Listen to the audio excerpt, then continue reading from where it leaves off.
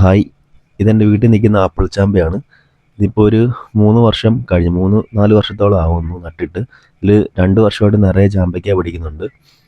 ഇത് വെള്ള ചാമ്പയാണ്, അത്യാവശ്യം നല്ല വലിപ്പമുള്ള ചാമ്പയ്ക്കയാണ്, അതുപോലെ തന്നെ നല്ല മധുരവും ഉണ്ട്.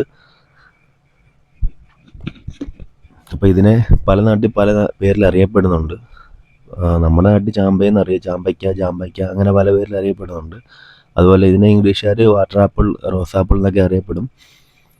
അപ്പം നമ്മളിത് വർഷത്തിൽ പ്രൂൺ ചെയ്യുമ്പോഴാണ് ഇതിനകത്ത് നിറയെ കായ്കൾ ഉണ്ടാകുന്നത്. അതുപോലെയാണ് ഈ ബുഷായിട്ട് നിൽക്കുന്നതും.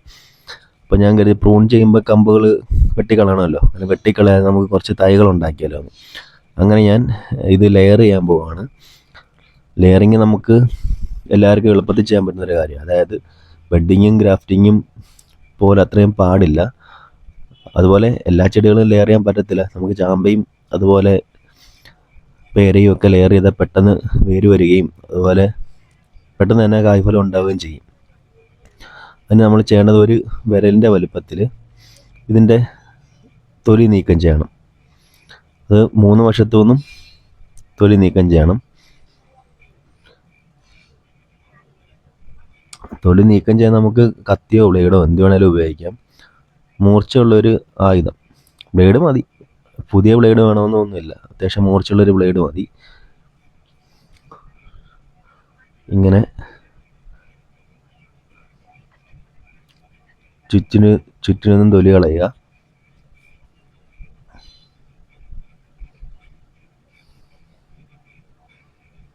നമ്മളിതിന് ചുറ്റിനും കളഞ്ഞില്ലെങ്കിൽ നമുക്ക് വേര് വരാൻ പാടായിരിക്കും.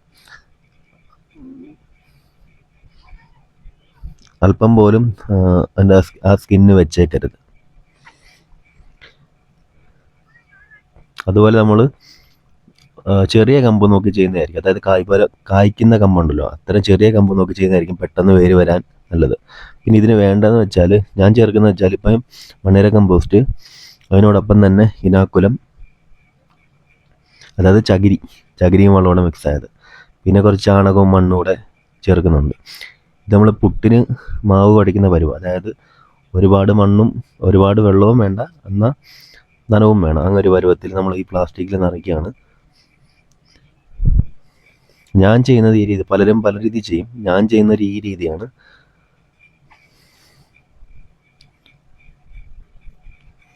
എന്നിട്ട് അതിൻ്റെ നടുകെ ഒരു കീറ്റലിടുക, അതിലോട്ട് ഇറക്കി വെച്ചിട്ട് ചുറ്റി അങ്ങ് കെട്ടുക. അപ്പം ഇത് ഇങ്ങനെ ഒരെണ്ണമാണ് ചെയ്ത് കാണിക്കുന്നത്. ഇത് നിറയെ ഞാൻ ചെയ്യുന്നുണ്ട്, ഏകദേശം ഒരു 10-15 എണ്ണത്തോളം ഞാൻ ചെയ്യുന്നുണ്ട്.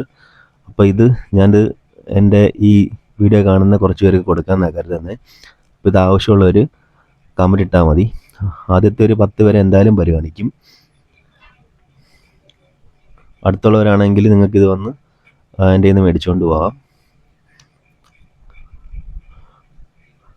അപ്പം ആവശ്യമുള്ളവർ നേരെ കമൻറ്റ് ഇട്ടോ വീഡിയോയ്ക്ക് താഴെ. ഇതെന്തായാലും ഒരു 2 മാസത്തിനുള്ളിൽ തന്നെ ഇത് പുതിയൊരു തൈയായിട്ട് മാറും. അടുത്ത വർഷം, അടുത്ത വേനലിൽ നിങ്ങൾക്കും ഇതിൽ നിന്ന് ചാമ്പയ്ക്കൊക്കെ തിന്നാൻ പറ്റും.